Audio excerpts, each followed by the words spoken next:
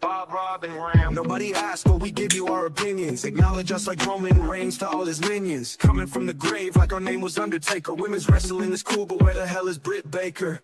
Coherence takes abandon all hope. We talk shit like Ricochet from the top rope. We are marks, sometimes we're friendly. Sometimes we show our whole ass like Mandy. We are make discussing what is the latest. Jericho is the GOAT, but Sid is our favorite. We are marks. We are marks. Marks, welcome back to the podcast, the We Are Marks podcast. Why? Because we are Marks. I'm your host. My name is Ram, Rob, and Bob. What's going on, gentlemen? What's going on, America? America, I just want you to know that there is more than one royal family in the podcast business. But it starts right here. All right. All right, gentlemen. No, for real, though, a lot of wrestling that we need to dive into this week. And we're going to start it out with a monumental moment. And, gentlemen, there are a few moments you can look back on in the history of wrestling and be like, this feels like a monumental moment. And it was a monumental moment. Austin 316, the Undertaker streak, the double turn at WrestleMania 13, Chris Jericho's debut. And here we are with this opening segment of Monday Night Raw where, number one, the crowd was going crazy before we got to the cherry on top we were looking for because WWE swerved us. I'm watching this show, and Seth Rollins is doing his thing with his masked men gimmick. And Paul Heyman's coming out, and Paul Heyman looks great. He looks like he took an absolute bludgeoning at the hands of Seth Rollins. I don't know if that was makeup or if he actually had that black eye. But brilliant appearance from Paul Heyman. And he calls out Brock Lesnar, of course, F5.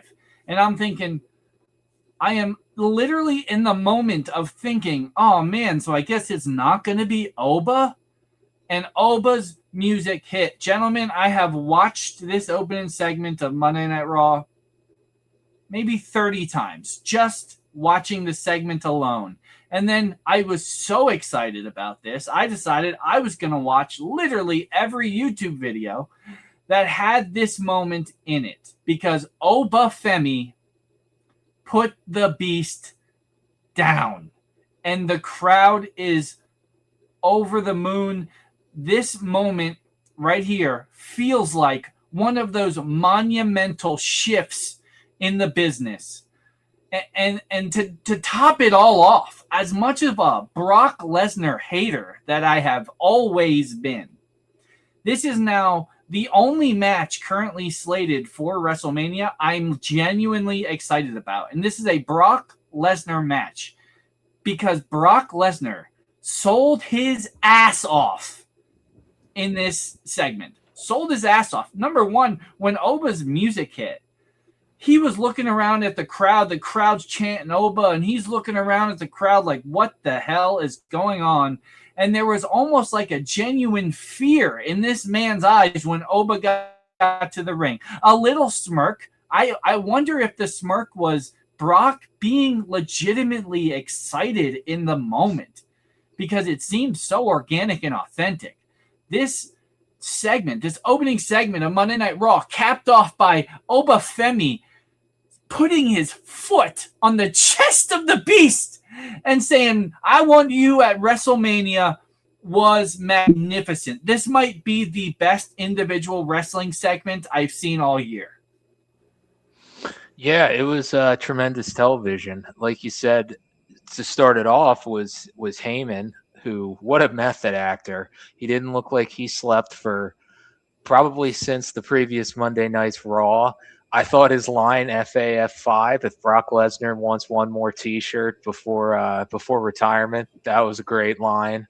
The place went nuts when Brock came out, and credit to Brock because, you know, he did this before when he was trying to get Drew McIntyre over pre-COVID, the little things, and he does it well. He I know the IWC, everybody does not like Brock Lesnar, and there's a lot of material there, but the foot on, you could see Brock screaming at him to put his foot on top of him. He knew exactly what to do. It made Obafemi look like $1,000,000. I do think that Brock was very jacked up because he almost killed one of those masked men. But it was a great segment, and definitely excited for the match at WrestleMania. Seth Rollins, boy, did he go from looking like he was going to face Brock Lesnar in that segment to I don't know what the hell that guy's going to be doing now. He kind of just scurried away. But, hey, we got the match we wanted, so I'm happy Honestly, with it. in all honesty, though, I thought he was great in that segment, too, because when Oba was walking to the ring and Brock's attention went to Oba, he was kind of sitting in the corner with this smirk on his face like, motherfucker. Like, I got my ass. I'm out of here. And I do think you could really separate the intelligence of those mask guys, because there was a couple of them that saw Brock was on the move, and they got the hell out of there as well. So the one guy that jumped on his back, and he got the absolute worst of that because Brock didn't know where he was when he gave him that suplex. Oh yeah, and the belly to belly, the one guy landed directly. No, the belly to belly where Brock Lesnar threw a grown ass man into another grown ass man. It was something out of like a martial arts movie. If those are kids from Seth Rollins' dojo or whatever he calls it, that might be the highlight of most of their careers, because they are never going to get that far ever again. How did your wrestling career go? I got thrown around by Brock Lesnar. As far as the segment went, I thought everything that it was supposed to accomplish, it accomplished. It made Brock Lesnar look like a killer. It made Obafemi look like the real deal, and he even kind of saved Brock Lesnar with Seth Rollins being there, because Seth Rollins distracted Brock Lesnar enough to let Oba get the upper hand on him. I think Brock Lesnar is going to play ball. I really, really, really hope Obafemi beats Brock Lesnar at WrestleMania. I don't see why he shouldn't. But as far as the match goes, it's probably the one I'm looking forward to the most for WrestleMania right now. No chance. I'd be shocked if Brock won. That's just not very shocked. That's not really even historically his game. He will put people over and has done it. So unless the company has some weird thing, I would be shocked if Brock won. Yeah. I would be too, but you never know with this company. Obviously, to be a NXT call-up only a few months ago, and to immediately get put into a WrestleMania match with Brock Lesnar just speaks volumes. And I mean, I know me and Rob have been talking about Oba for at least the last 2 years. I was excited about Obafemi. The first time I saw him, I was like, oh, it's another big jacked up guy, whatever. And then I watched him in fantastic. I watched him work with big guys. I watched him work with small guys. I watched him work with the best. I watched him work with the worst. And I did not see a bad match out of this man. And considering that, as much research as we've done on Obafemi, we couldn't figure this out. But according to Michael Cole, he was an SEC champion in the shot put at Alabama. And he was last there in 2023. So this is a very young guy who is still brand new to wrestling. And not only his ability in the ring, but to play his character and his ability to cut his promos in his character is amazing. And this guy, and this is the moment, the jumping off point. And now it's like you're in a match at WrestleMania with Brock Lesnar, and you're probably going to win that match. You cannot fail after this. You can't. There's WWE will have to absolutely shit down their pants to fail Obafemi. Could you imagine just for a second, just for 1 second, we talk about some of the greatest rookie years of all time, the Kurt Angle rookie year, the Brock Lesnar rookie year, Ronda Rousey's rookie year. Those are the three that come to mind. Could you imagine Obafemi beating Brock Lesnar at WrestleMania, winning the King of the Ring, and then defeating Roman Reigns at SummerSlam? That was exactly what I was going to say. Could you That should be imagine the that? penciled in match for SummerSlam, barring injury or something. The match against Brock to be a complete disaster. I think you got to strike when the iron's hot, and whether it's Punk or Roman, that Oba should be the challenger at SummerSlam. I saw a meme, or maybe it was just a post on X that was like, Oba's doing it for Kofi. He's doing it for Big E. He's doing it for Bobby Lashley. Just all the black WWE champions that Brock Lesnar ended in under a minute. They're like, Oba's doing it for all these guys. I thought it was pretty clever. Good stuff. All right, gentlemen. I mean, we talked about it last week, how, Randy and Cody was a babyface versus babyface, and that's how hard to make a compelling story. And WWE listened to our podcast, and they said, you know what? You're right, We Are Marks. You're correct. So they did the logical thing, which was turn Randy Orton, because Randy Orton, being who Randy Orton is, that is the logical answer. Is you can turn Randy Orton at any point because he's got voices in his head and they counsel him, they talk to him. So, he's a very easy guy to just turn at any point. And that's the decision that ultimately was made. I mean, I watched it. I didn't watch it live. SmackDown's impossible for me to watch live, but I watched it the next day. And it just felt like, oh yeah, they turned Randy Orton heel. But then I'm watching like clips on social media. I was just kind of browsing, saw some clips on social media, and I got to this feeling, and I had a very similar feeling about the CM Punk Roman Reigns thing, which we'll get to later. I got to this feeling where Randy Orton was like, you know what? Something's got to give here. We got to do something else. And he said, you know what? I'm coming for your ass. I'm letting you know, bud. I'm coming for your ass. So, like, sure, maybe it was a heel turn. I guess maybe we'll get to who the hell was on the phone with Randy Orton on Monday Night Raw. I know Bob's got a theory. He can't wait to tell us. But, yes, of course, it was a heel turn. But also, it's not like we have any reason to hate Randy Orton. In my opinion, he just made the WrestleMania match better. Fantastic. Thank you, Randy Orton. I can't see, and Bob's alluded to it, and I got to feel the same way. I can't imagine that we're going to be cheering for Cody Rhodes at WrestleMania. I won't be. I'll be cheering for Randy Orton. That was my big takeaway, is I don't think this changed that dynamic. I think Vegas will still be Viper country. Whether or not Randy, as champion, if that's the direction it goes, can have legs post that. But I think people do want this moment, and they are going to be pulling for Randy Orton. So I think it helps storyline wise. But if there was fear about that dynamic, I don't think it really changes based off of what happened on Friday night. But, we'll see. Obviously, like you alluded to, the conversation that he had with Cole on Monday night, saying that there was only one royal family. I guess to go into that aspect before I let Rob go, my theory of who it should be, I know they just got started in NXT. I think he should be on the phone with William Regal and Birthright should be his group.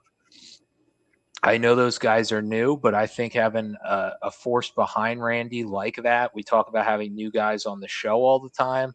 They're going to have some protection with Randy's star power. I think you could have this heel dynamic that might work a little bit better. And, they're young, seem to be good wrestlers, maybe even get them in the tag team division. And you can end that night one with Randy and this heel stable, maybe as tag champions as well.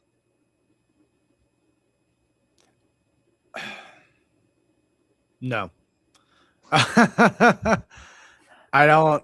Okay, so if you want him to be an actual heel, because Rem, you said you watched every video on social media that you possibly could about it. The consensus I got from everyone is we're getting 2009 Randy Orton, and we're excited for it. We're ready for the head punts. We're ready for the Viper. We're ready for that guy. Like, that's what we're doing. We're excited to see Randy Orton again, not old man Orton. So giving him two kids that he's mentoring will just kind of make it seem like old man Orton again. I don't like that. Well, 2009 Randy Orton Yeah, I had was gonna Cody say, Rhodes and Ted isn't DiBiase, that legacy? and at it that also point? would include William Regal, who would be a good dynamic to the group. We saw what he could do at the Blackpool Combat Club cutting promos. Yeah, and then he turned on him to make it stronger, but that didn't work. I have no idea. Anyway, that's a whole nother story. Yeah, Uh, that wasn't my point. I mean, if we're gonna go that route, there is only one royal family left in wrestling, and that's gonna be the McMahon family. And I really do think Hunter was on the phone because screw Cody Rhodes. It's either Hunter or The Rock.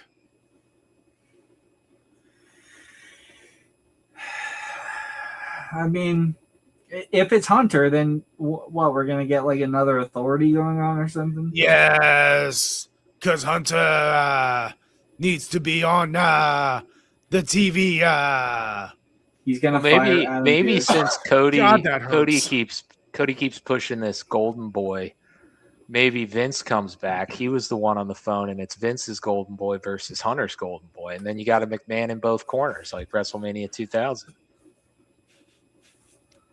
Stephanie's being indicted to the Hall of Indicted. Yeah, Stephanie can be the special guest not yet. referee. For that said, DiBiase Jr., who is not on the phone. He's not.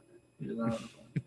Yeah, I have no idea. I have no idea who's on the phone. To be honest, I was thinking, like, are we ever gonna find out who was on the phone, or is this gonna be like one of those Drew McIntyre situations where one person called him while he was injured, and he said it multiple times, but we never actually found out who that one person was?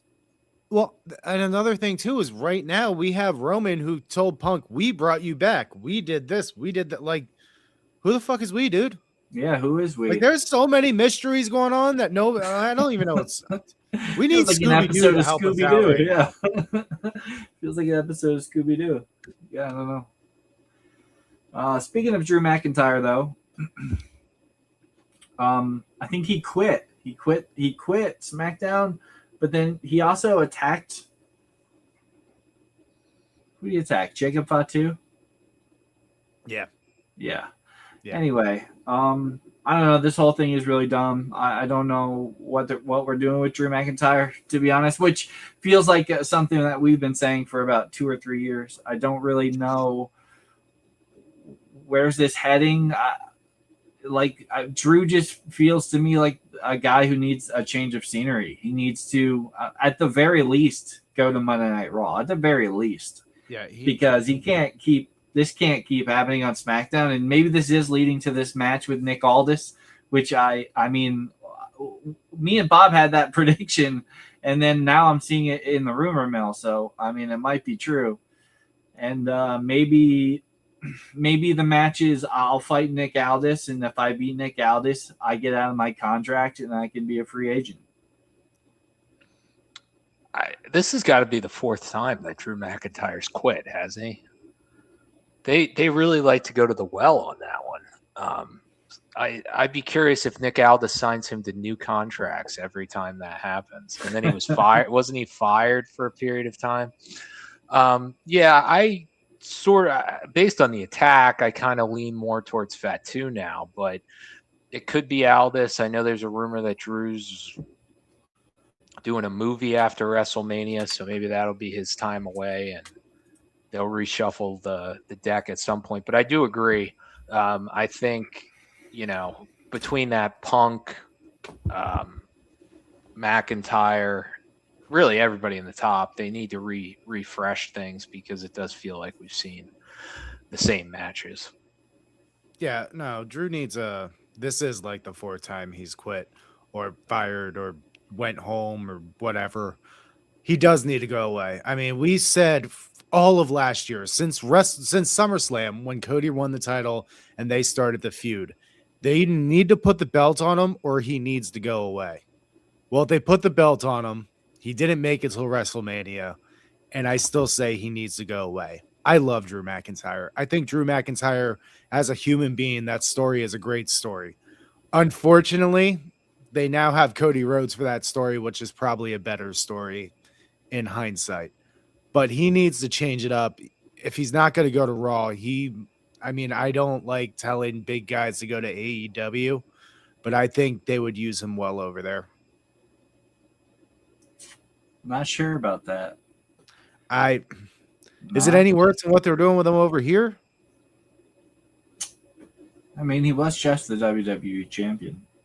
Yeah. And then on Monday Night Raw, CM Punk and Roman Reigns said that he was a joke. That's true.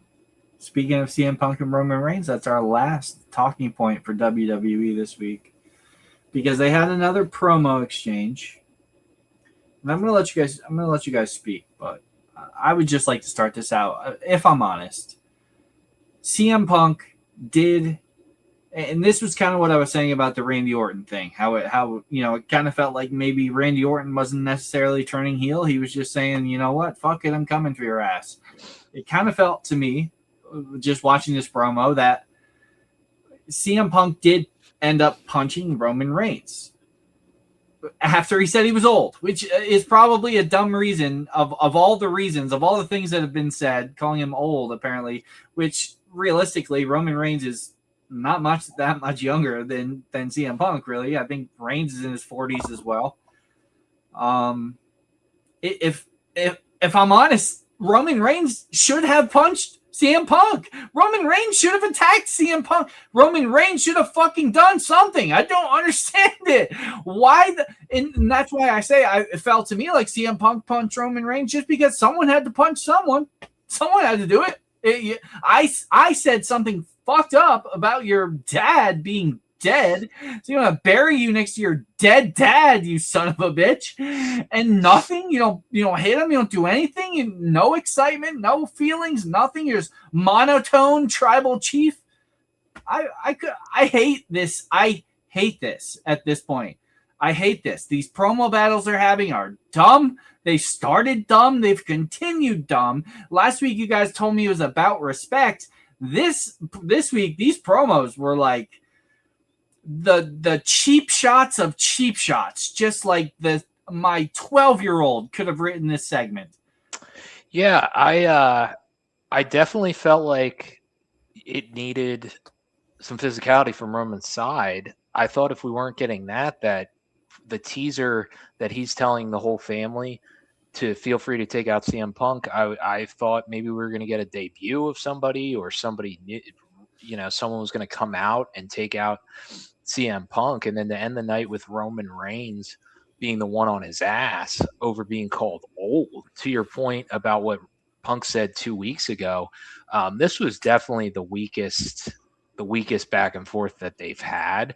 And as the weeks keep going on, and the way that this is going, I feel like it's like some sort of 90s teen drama where two guys are fighting over the girl, and the girl finally says, both of you guys are assholes. As a fan right now, I'm not really cheering for either of these guys, because they both are making each other look like assholes, and they're both acting like it. And no one's coming across very well. Certainly as the one you'd want to be champion. Roman's on the show, which God bless him, he wants to be a good dad, but I don't care. I want a champion on the show. He's proudly saying he's not going to be on the show. So that kind of cancels him out. And then on the other side, you got Punk, who has not become nicer off of the dead dad comment, which I thought was a pretty rough one. So I'm kind of torn here. I sort of hope they both lose until somebody shows something that gets me to get behind them. And that's the thing. We were not excited about this match when it was. I mean, Ram even said before the Royal Rumble, I'm afraid Roman Reigns is going to win, and it's going to be Roman Reigns versus Cody Rhodes, or even worse, CM Punk. And sure as shit, that's where we're at. And now, here we are. We are, what, a month into this? No, it's more like 3 weeks. We're 3 weeks into this. We had a Dead Jad promo.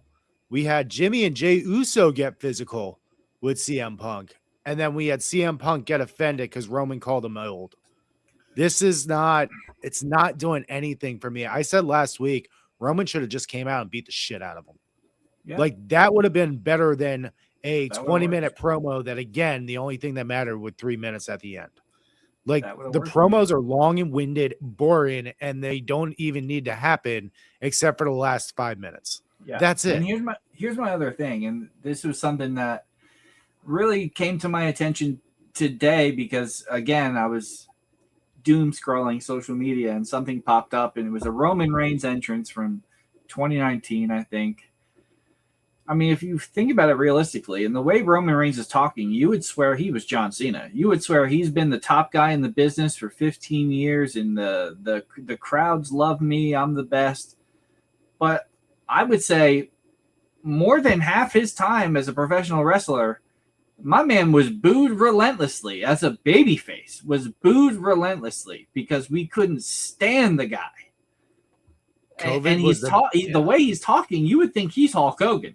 You would think he's John Cena. He's The Rock. And he's not.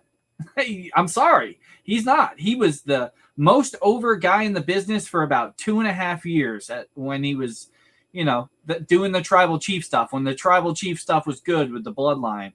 But other than that, you have not been the top guy. You have not been the guy we care about for a long time. And that's the thing, too. When he was the tribal chief, we liked it for like 2 years. And then we realized that he's never going to be on TV. And he's just holding that belt hostage. And it just got stale. I mean, you're right. It's 2.5 years. It's 2 years of the tribal chief until we realize that it's never going to stop. The build to WrestleMania with Cody Rhodes. The second build with The Rock. And then probably like 3 months afterwards when the bloodline split up and stuff like that. Other than that, they said that he's headlined 11 WrestleManias. And that is insane. We hated at least 7 of them. At least. Right. Well, the 2 nights do help because he did. Yeah. But still, even the 2 nights. Didn't he main event 2 in 1 year? Yeah, the one we were at. That's right. The year we were there, 40, WrestleMania 40. Yeah, but nevertheless, I mean, there was probably 6 or 7. Like I said, 6 or 7 of those main events where we went. Roman Reigns is in the main event. Like, why? I don't understand this. Nobody wants to see him holding the title at the end of WrestleMania again, and there he is in the main event. I mean, he had a couple. Well, he at least had one because him and The Undertaker was the main event when he beat The Undertaker. But also to piggyback off of that point, the one thing that I was thinking was Roman has not showed any interest in being the champion. This is a title match, and it does not seem like he particularly cares to be the champion. He has shown that he does not want CM Punk to be the champion, but part of me doesn't even understand why he entered the Royal Rumble to get this championship match, because it doesn't seem like he wants to be the champion. Punk does want to be the champion. He doesn't want to be on the show after he wins the championship. I think that is something that needs to be mixed into the story. Is Roman has not shown that this is some sort of get me back on the throne. I want to be the top guy again, because he in his mind, he already is the top guy. He's not trying to knock CM Punk off. He thinks he's above CM Punk. That's a very good point. I don't think he's right about that at the moment. But I don't know, guys. Obviously they still have 4 more weeks to do something. Hopefully Roman Reigns turns a different cheek, if you will, and gets a little more aggressive, or fuck it, Punk gets more aggressive. But one of them, someone's got to do something, because these just talking promo battles going back and forth where they're being like, you're old, ask your wife about being popular, you got booed for a long time, you're a part-timer. It is like Bush League bullshit. It's like hitting the ball to right field when the other team only has 8 guys on defense. It's just pot shots. It's stupid. It's childish. It's high school drama class, like you guys were saying. Anyway, that's all I got for WWE. We got some AEW we do need to talk about. Look at that. Half the show for AEW. That's fantastic. Revolution was this weekend. First and foremost, I'd like to say, internet wrestling community, I saw a lot of this was the best pay-per-view I've ever seen. I saw a lot of that this weekend. I want to know what you guys have to say about that, because personally for me, I thought there were moments, but I don't think it was great. Go ahead, Bob. Yeah, tell me why it was great. I thought it was a very, very good pay-per-view. I did not think it was the best pay-per-view I've ever seen, by any stretch. I did see that, but that was not my feeling. But I did think it was a very good to great pay-per-view, and depending on how like WrestleMania and All In, I think as of this moment, it is a contender for pay-per-view of the year for the first hour plus alone. The first 3-4 matches. I'm going to tell you why I didn't like that after Rob gives his 2 cents. I did think it was a very good pay-per-view, but I don't even think it was best pay-per-view in the last 12 months of AEW, because I think All In was great. I mean, I think Agreed. All In might have been one of their best pay-per-views of all time. So it was good. I feel like AEW fans, especially their huge fans, have a tendency to pop, and they think pop means the best. And I feel like there were a lot of pop moments, but when you get to the nitty gritty of it, it just A, didn't make sense, and B, you were left the next day being like, wait, why? Yeah, and this is kind of my point about the first hour, because Bob said the first hour alone. And as I'm looking at my notes here, and was it because of Christian Cage and Adam Copeland returning, Ronda Rousey showing up in an AEW ring, and Will Ospreay's return? Was it a great storyline pay-per-view? Was it a great pay-per-view? Or did we have 3 massive moments right there in the beginning? Well, the storyline, we'll see how they go through Christian, the 3 tag teams. But I thought there was a chance. I won't say this definitively, but I wouldn't argue someone who said it. I thought that FTR and the Young Bucks match might have been the best tag team match I've ever seen. I'm going to vehemently disagree with you for the simple fact that we brought in the Young Bucks family, and like they had to egg them on to beat the crap out of these guys.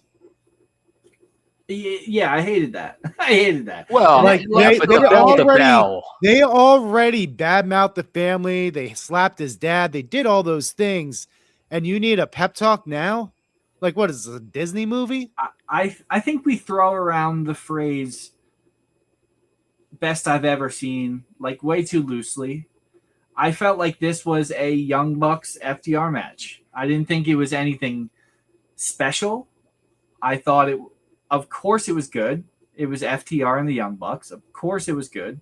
I didn't think it was anything special. I thought it was an FTR Young Bucks match. They did a great job.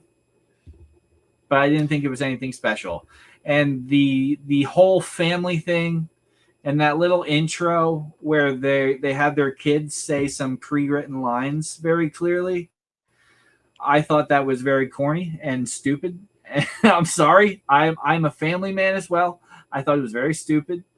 I thought the many times they went over to their kids and one of the boys was saying, "Go get him, go get him, go get him," was so corny. And then they lost.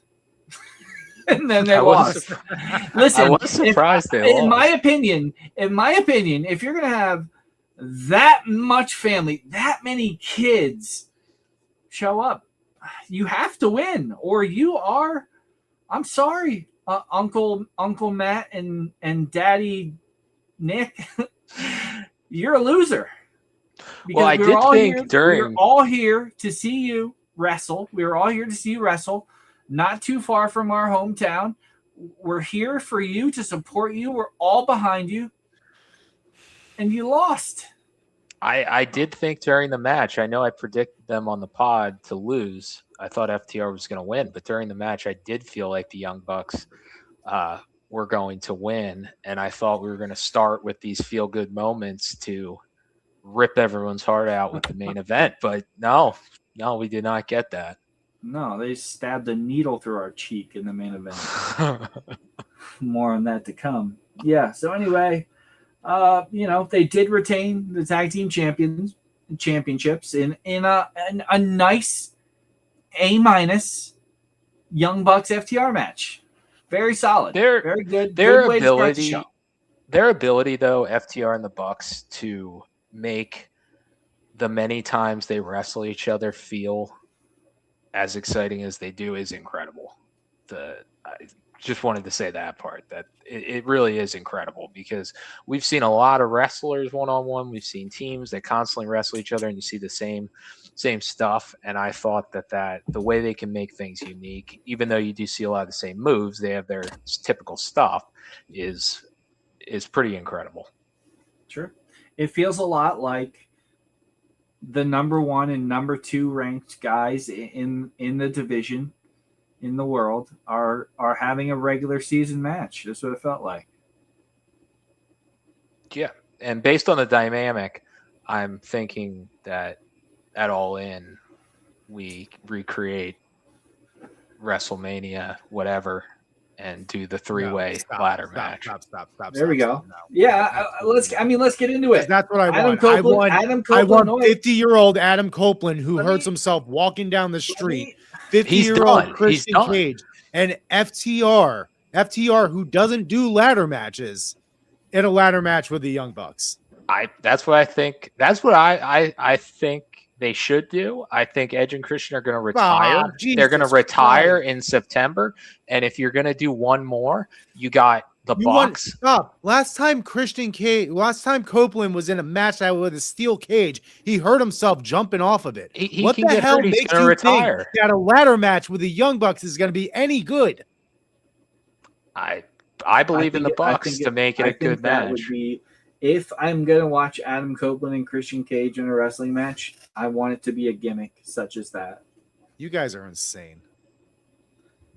I think that's how I hope this match happens. Hold on. Time out. I really hope this match happens. I want this match to happen. Do you want to know when this match to happen? Because FTR this whole time is saying, go home to your wife before you actually kill yourself. Guess what? Edge will kill himself in this match. And FTR can be like, we told you so. I mean, he might get hurt. You know what? Let's have it happen. All in. Let's have Adam Copeland die. Fuck it. He might get hurt. But, just think about this from... You're going to watch this show. Let's think about it from you're going to watch this show perspective, okay?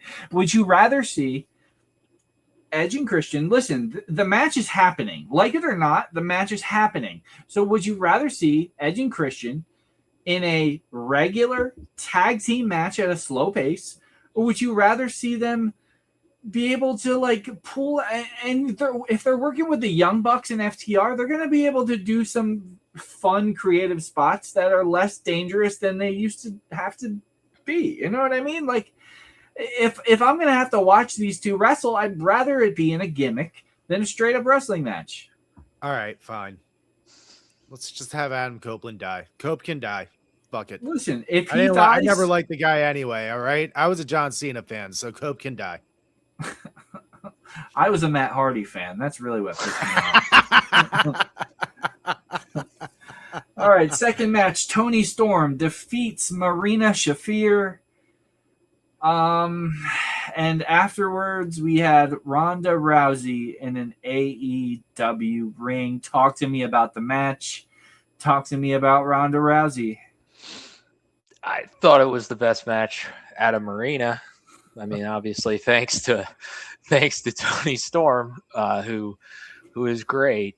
As far as the Ronda stuff, I don't think she's going to be an every week character. I don't think this is all of a sudden she's going to be challenging man down, challenging for the AEW Women's Championship or anything like that. She was positioned as a heel, so everybody not liking her is fine. And look, she's got a fight in a month or two that 1 million people are going to watch, is already sold out. If she can say a couple nice things about AEW and potentially lose a match to Toni Storm or help put over Marina and then go on her merry way, I'm not going to complain about that. But if it becomes she's tapping out Tekla next week and she's the champion and cutting her promos that we've all seen, then yes, I'm not going to be happy. So, again, I have no idea if people forgot that Ronda Rousey really sucks at wrestling, because all I got was, oh, Ronda Rousey's all elite. This is so great. And I don't normally do this, but I got into a fight with somebody on TikTok. Follow us on social media. We are Marks. And I said, why is this great? And he goes, oh, she's so talented. I'm like, what? Did we forget who this is? Like, I hope, and I really do hope she's just trying to promote her MMA event because that is coming up. And she hates TKO that much that she just wants to be on everything anti-TKO. I do not want to see her wrestle. I do not want to see her try to cut a promo. I do not want to see anything like that. And I will say this. This is not the first time she did this, because I'm pretty sure it was Marina Shafir in Ring of Honor that she helped out as well. So it's not like this is the first time she showed up for Tony Khan. I just hope they don't try to give her a match with Tony Storm and her beat Tony Storm. That's the only thing I don't want. Well, the beating would be a huge problem. If if Ronda Rousey wins her fight and Tony Storm beats her, I'm not going to complain that much about that. Even if it's I'm just worried match, that she's gonna beat Tony Storm before her fight. I think there's a lot of questions. I don't think she's going to wrestle before the fight. That would be pretty Who's the crazy. promoter of the fight? Jake Paul. It's actually a pretty good MMA card. Honest to God, it's a good MMA card. It's her versus Carano. I will not watch a second of it, but I do think that if she has a scheduled fight and a contract, I don't think they would let her wrestle. I don't think she's going to wrestle. And that's where Jake Paul would be like, yeah, go do whatever you want. And that's where I think some of this stuff, Ronda Rousey's all elite. I'm not even sure she's necessarily all elite. She was on the show. If she never was on the show again, I wouldn't be totally surprised. This could have just been a straight up one-off. Yeah, maybe she is. But I think this one is a little – let's not count the chickens before they hatch. I'm not counting any chickens. I don't care to see Ronda Rousey. None. In fact, while some people were going, "Oh my gosh, Ronda Rousey," I went, "Oh my God, are you kidding me?" Is that why we had this match with Marina Shafir on this goddamn pay-per-view so Ronda Rousey could show up? And if she was just showing up for this one time on the show, then why the hell didn't she help Marina win the match? Well, what's crazy is they're having a rematch on Dynamite tonight too. Are they really? Remember when AEW said we weren't going to do rematches because nobody wants to see rematches for anything, and here we are. Well, that was always stupid because that became we do want to see rematches sometimes. I don't want to see this rematch. That was early AEW, and a lot of the things AEW did back then are no longer a thing. Bring back the dentist wrestling. They did have a dentist. Where the hell is Britt Baker? Honestly, I thought she was going to be. I thought there was a chance she was going to be on the show because I don't know if you guys saw this on Twitter. She actually responded to somebody who said, "Where's Britt Baker?" which has been going on forever. So she did it during the pay-per-view and said, "It's not up to me." Sammy Guevara did the same thing. So I thought maybe this was going to be the start of something. But we should get her on the show. No, we got to get Ronda Rousey on the show. No space for Britt Baker. No, we should get Britt Baker on our show. It's funny because I talked so much shit on Britt Baker when she was wrestling. And now I really wish Britt Baker was back in AEW. All right, Jon Moxley defeats Konosuke Takeshita to retain the Continental Championship.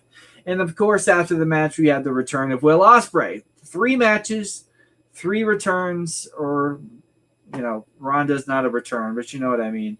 3 surprises. 3 matches, 3 surprises. What do you guys think about the match first, of course, and then the return of Will Ospreay? You know what? Actually, before you guys say anything about the return of Will Ospreay, I mean, what if they just didn't have the vignettes for the last month and then he showed up? I just feel like that would have been better. I don't know. Maybe I'm thinking about it too much. But what do you guys think about the match and the return? Well, the match was phenomenal. I mean, he's unbelievable. He might be the best wrestler in the whole company when it comes to in the ring. He's really good. And I am holding out hope that at some point in time, this is all going to lead to him getting to the next level. And Moxley's Moxley as well. As far as, from the Ospreay standpoint, I'm shocked he's back. You can Google how long it takes to come back from this, and it is supposed to be longer. So I hope this isn't the beginning of another injury, and he really should not be out there. I was not only shocked about him coming back, but then also what he did when he came back. I mean, he had a very significant injury, and maybe, this is for safety, and safety is a good thing, but he's doing considerably more than Seth Rollins is doing, who did not have as significant of an injury. So it was pretty mind-blowing that he did all of that. But, I guess we'll see. It's leading to a match with Mox, so the first thing we're going to see from him is not the Owen Hart Cup, I presume.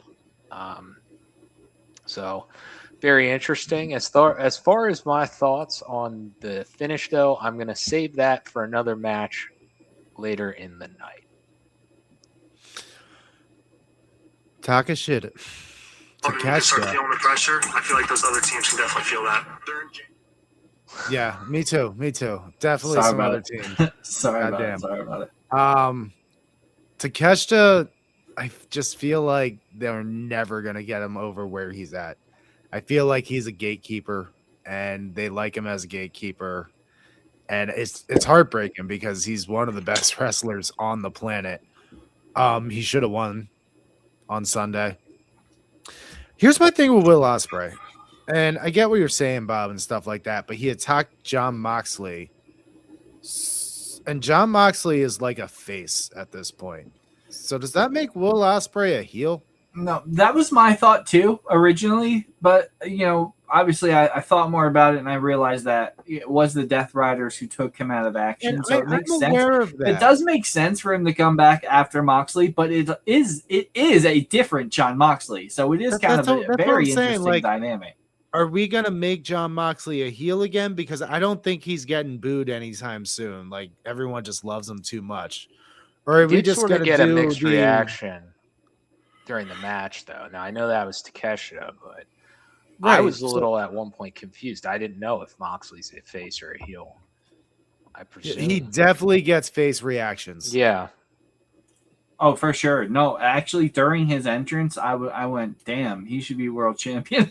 Right, like he definitely gets face reactions. Yeah, no, for sure. He's like the Randy Orton of AEW at this point. It's just like doesn't matter what he's doing. I'm cheering for him. Exactly. And he's Randy Orton's Tim Duncan, and Jon Moxley's he's just Tim Duncan, Mr. Fundamental. The big fundamental is a good name for Randy Orton. Yeah. So yeah. Ospreay's back. When did he get hurt originally? How long has he been out? 6 months. 6 months. Yeah, that's what I thought. That does. They also let him wrestle when they knew that he was injured. That's very true. So maybe it wasn't that bad. It was probably one of those it can't get worse situations, I would imagine. So I think a neck can always get worse. Yeah, it could probably get worse, huh? Theoretically, it's supposed to be 8 to 12 months. Yeah, but technology. I know wrestlers are superhuman, though. So technology and adamantium, it helps. All right, next match we're gonna skip because who cares? Swerve Strickland defeats Bandito, and we had another return. Swerve Strickland defeated Brody King. That's on me. I couldn't read my own handwriting.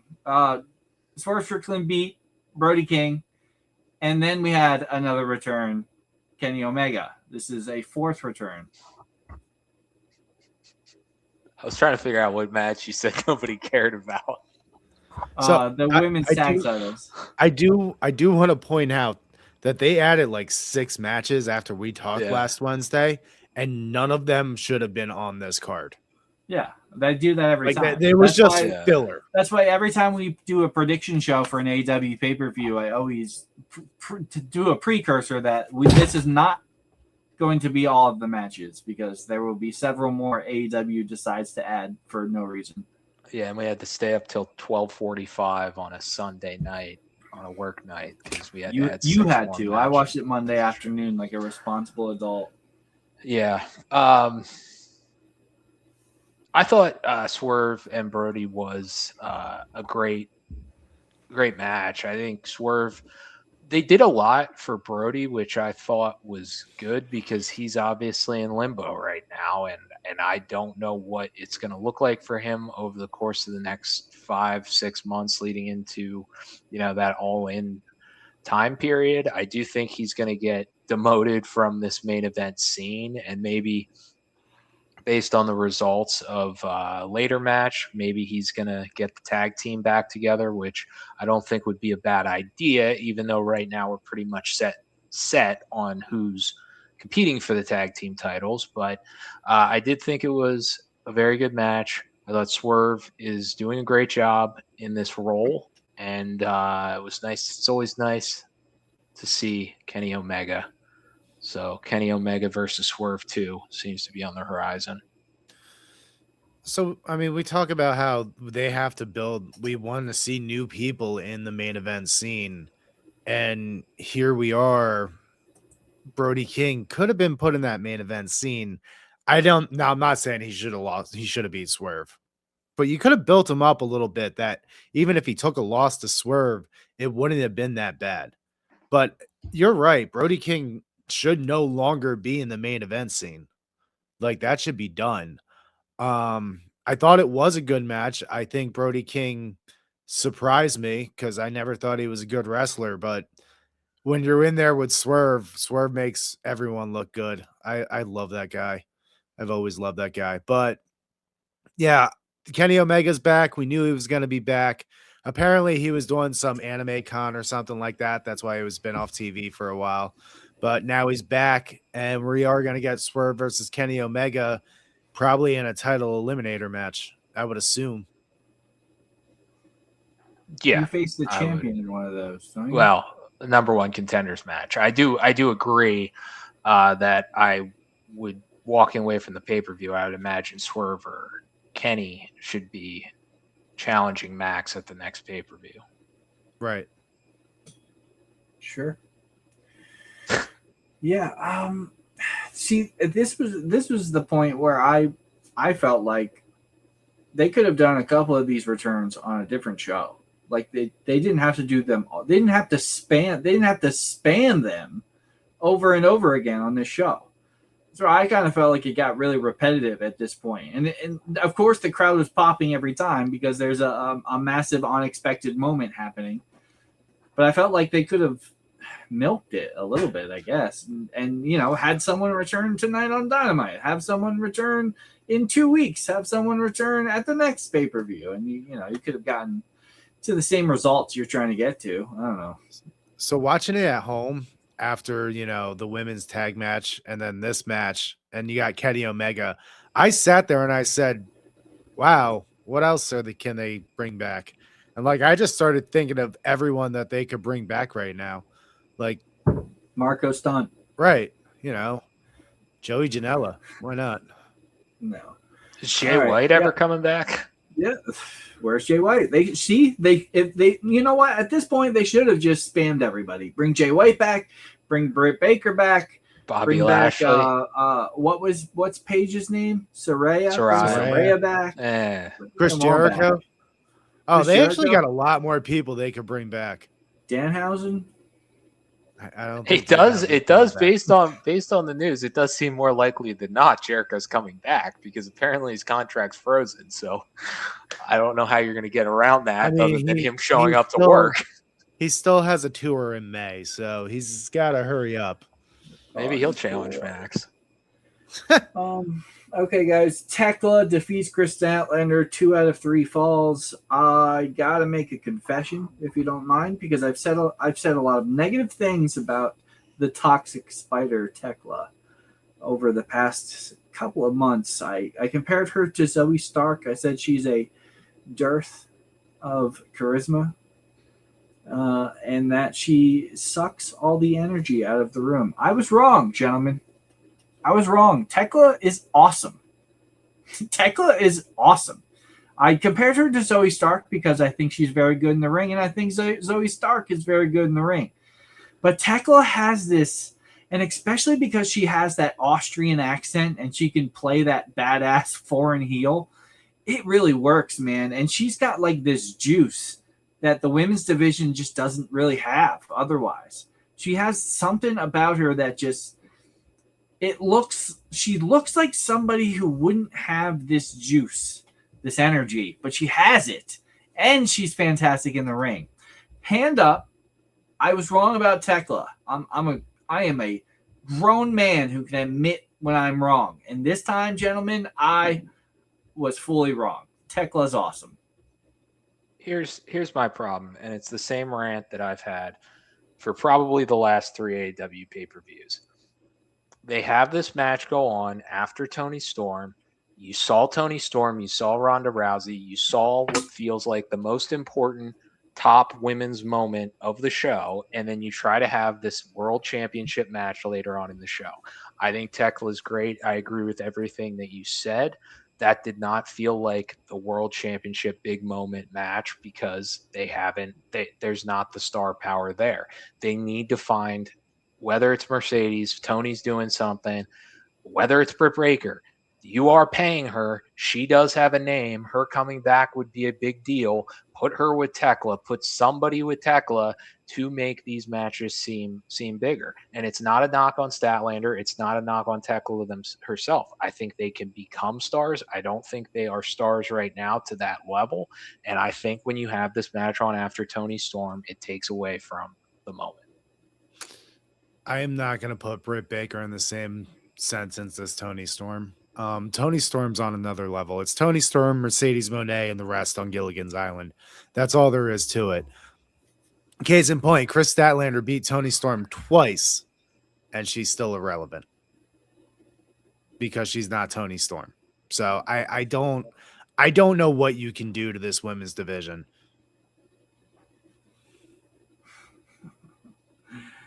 They probably need to put them in like real programs. Like you know what they need? They need like a celebrity like Ronda Rousey to come in and maybe give it a jump start in the arm, huh? I don't need that. Unfortunately, she's here. So we're gonna have to check the Dynamite highlights after this and find out if Ronda Rousey was on the show. Bob, is this trios match the result you wanted? Okay, all right. Yeah. I was gonna skip it because we're running long and I'm skipping. Yeah. Some Well, then I'll matches. keep it pretty brief. But my understanding of the Takeshita story that they were going for, based on the backstage segment, some of the things that Okada has said, was that the Don Callis family was successful and Takeshita was a loser. Not that the fans feel that way, but that's what Okada keeps saying. They have championships. Takeshita does not. So then why the hell would you have the Don Callis family lose the trios titles? I didn't have a problem with Takeshita losing the match because I felt like, okay, we're going to build this up. His big moment doesn't need to be against Jon Moxley. It's beating Okada. Then you had him lose. I get you're meeting two masters and Mystico debuted. You didn't need to have the match. You could have just had Mystico show up and say he was all elite. So that was my big, I think in the entire show, that was the thing that annoyed me the most because I like Takeshita and I did think there was something happening there in that dynamic, and it did not make sense for me to have the Don Callis family lose the titles when this is the story you're seemingly telling.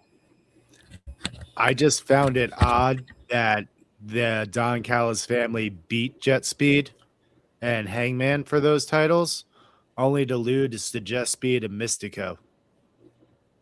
Like, oh Yeah, I felt What the are we, a same way. week? It's almost, It's been it a was week? like, let's get Hangman out of this equation and Right. replace him with someone else. And how do we do that? Oh, we'll take the titles off him, put him right back on. No, but I'm totally Right. with you. I mean, kind of the reason I was going to skip over this match is because number one, it's the trios championships, and they are more relevant than the national championship, which was on the pre-show. Jack Perry. So I was going to skip it, and also because there's not really, like Bob, you said, if they would have retained these championships, then at least we could have like pulled some storyline out of it. But no, this was ultimately ended up just being a moment for Mystico, who I've heard the name Mystico a lot. I don't know anything about him. I don't know if he's young. I don't know if he's old. I don't know if he's a legend. I have no idea. I don't know who this guy is. So while it was cool to see, I mean, did he not know he was signed to AEW when he was out there? Because the way he reacted to them putting that up on the board was like he just like made the team. Like he just went back to his locker and he didn't have the red tag in his locker and he made the team and he was celebrating. That's what it looked like to me. Not like I signed an AEW contract and now we're letting the fans know that I did that.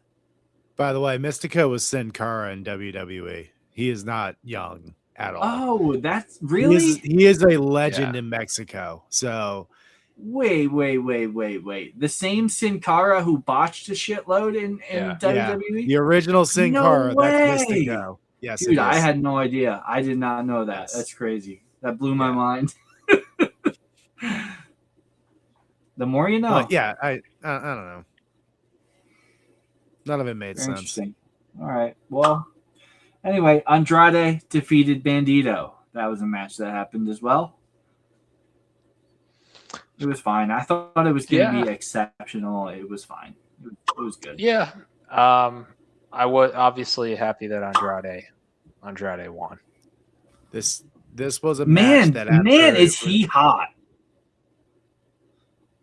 I think Andrade is the first person in 30 years to be able to replicate the Heartbreak Kid gimmick and actually not have people hate it, because it's kind of what he's doing, and it doesn't slap you in the face that he's just Shawn Michaels. No, I mean, he's not Dolph Ziggler. That's what I'm trying to say. If you got it, show it off. And Andrade, number one, he could have pulled so much better than Charlotte Flair. What was he thinking? That's number one. He was trying to get a podcast. Number two, it's working for me.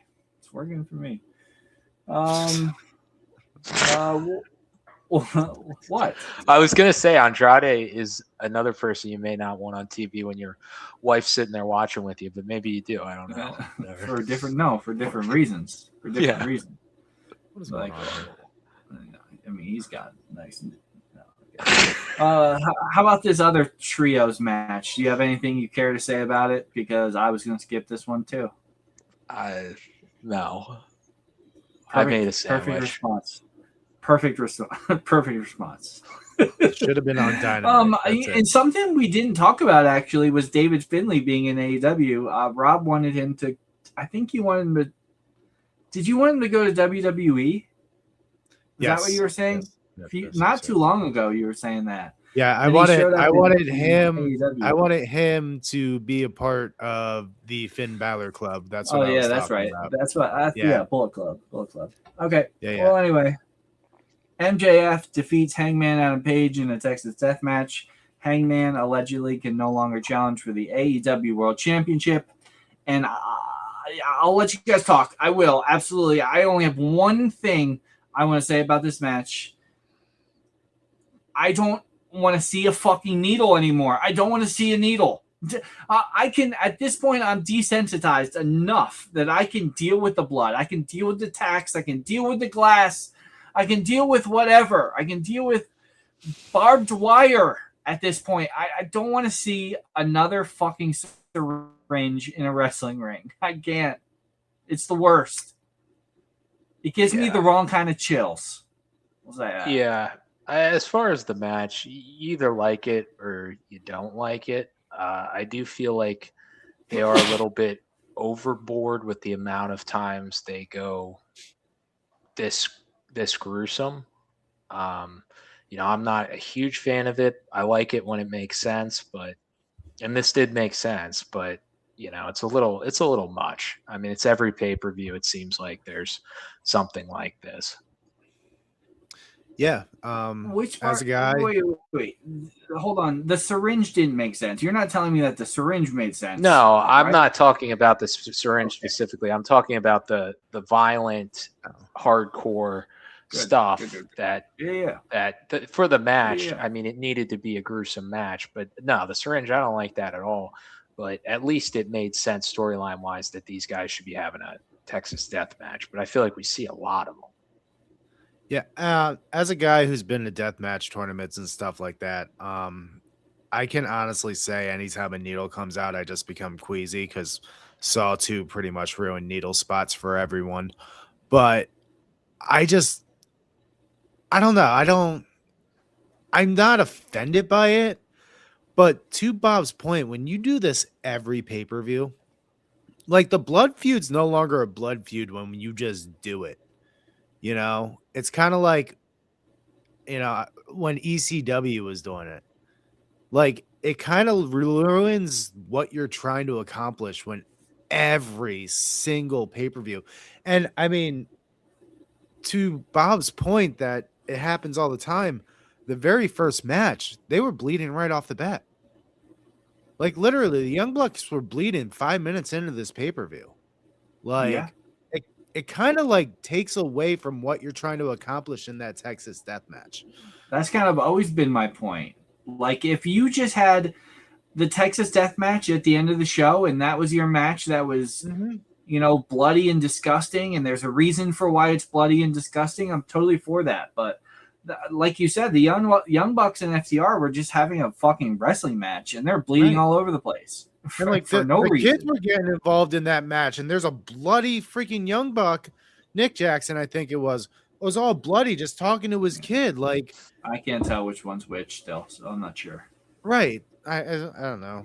And on Dynamite, it's going to be Tony and Marina in a no holds barred match. So we're just going right back into it. And Tony I'm was not a bleeding guy too. who's That one against- wasn't intentional, but That's true. Tony was bleeding. Yeah. I'm not a guy against blood or anything like that, but like when it's every single match, it takes away the blood. Like, yeah, I've been saying that for how long we've been doing this podcast. I know, and I've been agreeing with you Since for how then. long too. And like again, I come back to ECW when they had good matches before they got to their violence. Even when you go to Cage of Death, which CZW puts on every year, you have 4 or 5 matches. That's where I saw Swerve Strickland first. He was up against Wes Lee. Fantastic wrestling match, no violence whatsoever. And then you have 2 or 3 like death matches. Like I feel like they need to set it up more like that than just blood everywhere. Because then your blood feuds don't matter. Well, and psychologically, whether it's on the same card or in the same 4 or 5 month period, when you see something, you inevitably needed to one up what you just saw, or it doesn't feel as exciting. So I think it takes away from the blood feuds when you go months, pay-per-view after pay-per-view doing crazy shit. If you see Hangman and MJF, now not that they were pretty crazy, but let's say last month we saw Darby do something crazier, you're going to be like, oh, well, that didn't really matter. Right. Pretty soon they're going to have to actually put something in the syringe and inject the other person with it. Darby Allin's going to do that, and then he's going to tie someone to the back of a truck. Yeah, except Darby, it's gonna be supposed to just be like water, and Darby's gonna put like some fucking crack in there or something. As far as the finish, though, I know there's a lot of strong opinions on that. I personally would not have done the Hangman can't challenge for the title ever again. I just felt that was unnecessary. I thought you could have easily just made that he can't challenge Max. I did think MJF had to win. Everything has been kind of going in a good direction with him as champion. I didn't think there was any reason to change it. But I did want to make one quick point. I know, Rob, you got your hand up. On the Hangman side of things, I think people are really overreacting to the idea of if he goes against this, it is going to be this WWE type thing, that stipulations don't matter. I think that may be the case if Tony Khan comes out and says he'll challenge it all in. But I think this is a wait and see. I think you can go a year, 2 years without him doing it, and to try to come up with something creative that gets people wanting or pissed off that Hangman. I already have it. I have What's it. that? So Hangman said he'll never challenge for that title again, right? Do you know what that title that is? The Triple B title. That's not the real AEW title. So he can't challenge MJF for his Triple B title.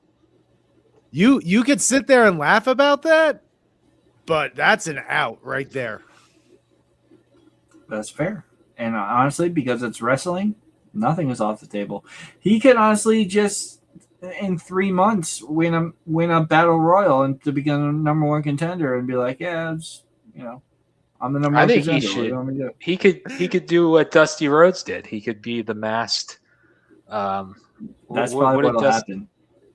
He could come back and win the title as a masked wrestler, and then pull off the mask and reveal that it was Hangman Page. That's probably what's going to happen, yeah. Just say my name's no longer Hangman Page. It's now just Adam. El Hangman. El Hangman. El Hangman Americano. Oh yeah. All right, gentlemen. Well, I mean, that was Revolution. I'd say it was a solid A-, B+ pay-per-view. We expect at this point AEW to deliver great matches, and of course they did. Storyline wise, I'm unsure. We're gonna have to see. That's what we do. We'll watch Dynamite from this week. We'll talk about it next week. We'll get some more development. We are about 4 weeks, if I'm not mistaken, from WrestleMania. So excited. Till then, enjoy your wrestling. I gotta prepare myself better. Oh man. Somebody cut this. You're leaving this in. Oh, I'm leaving it in, man. Somebody cut this. I am leaving it in. It's We are marks. Bob brought around.